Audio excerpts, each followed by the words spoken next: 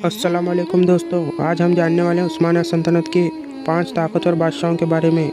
ऐसे तो उस्मानिया सल्तनत में 34 बड़े बड़े बादशाह गुजरे हैं जो एक से बढ़कर एक थे, लेकिन आज हम उन 34 सुल्तानों में 5 ऐसे सुल्तानों के बारे में जानेंगे जिन्हें उस्मानिया सल्तनत में एक अलग ही मुकाम हासिल है।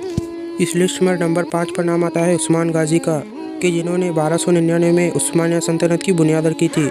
उस्मान गाजी के वालिद अर्तुगरुल गाजी ने अपनी पूरी ज़िंदगी में अपनी बहादुरी और मेहनत के बलबूते पर तुर्की के बहुत सारे कबीलों को एक परचम के नीचे जमा कर लिया था। उस्मान गाजी ने अपने वालिद की यह मेहनत बर्बाद होने नहीं दी और वक्त के साथ ही उस्मान गाजी ने 1299 में उस्मानिया सल्तनत की बुनियाद रख दी थी। उस्मान गाजी बहुत ही बहादुर थे। उन्होंने अपनी ज़िंदगी में बहुत सारी छोटी और बड़ी जंगें लड़ी और लगभग सारी जंगों में ही फतह हासिल की है। इस लिस्ट में नंबर 4 पर नाम आता है उरान गाजी का। उरान गाजी सल्तनत उस्मानिया के पहले सुल्तान उस्मान गाजी के बेटे थे। उरान गाजी सल्तनत उस्मानिया के दूसरे सुल्तान थे। उरान गाजी ने सल्तनत उस्मानिया पर बैठते ही उसको फैलाना शुरू कर दिया था। उरान गाजी ने ही एक बड़े हिस्से पर सल्तनत उस्मानिया को फैलाया था। उरान गाजी के दौर में ही उस सल्तनत उस्मानिया की फौज यूरोप के सरजमीन पर भी गई थी, यानी समुद्री रास्तों से यूरोप के कई सारे इलाकों को फतह करना शुरू कर दिया था।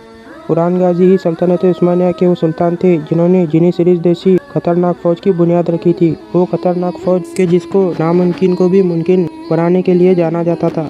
ये खतरनाक फौज जंग में तब उतरा करती थी कि जब यह महसूस होता था कि अब उस्मानिया सल्तनत हार जाएगी। उस वक्त ये फौज पूरे जंग का पासा ही पलट देती थी और हार को जीत में भी बदल देती थी। नंबर 3 पर जिनका नाम आता है उनका नाम है सुल्तान सुलेमान द मैग्निफिसेंट। सुल्तान सुलेमान उस्मानिया सल्तनत के सबसे कामयाब सुल्तान थे।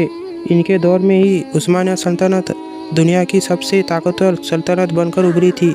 सुल्तान सुलेमान के बारे में कहा जाता है कि इन्होंने दौलत और हथियारों के मामले में सल्तनत उस्मानिया को इतना मजबूत कर दिया था कि उस्मानिया सल्तनत के दुश्मन इनके आसपास भी नहीं आते थे।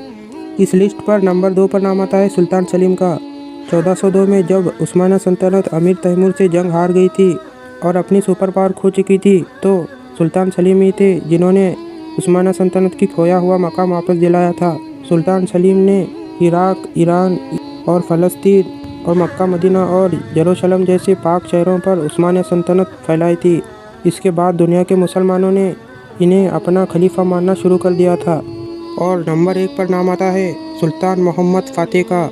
इनके बारे में कहा जाता है कि सल्तनत उस्मानिया के वो सुल्तान थे जो नामुमकिन को मुमकिन करना जानते थे। इनके दौर में ही मुसलमानों ने कुस्तुन दुनिया को फतह किया था।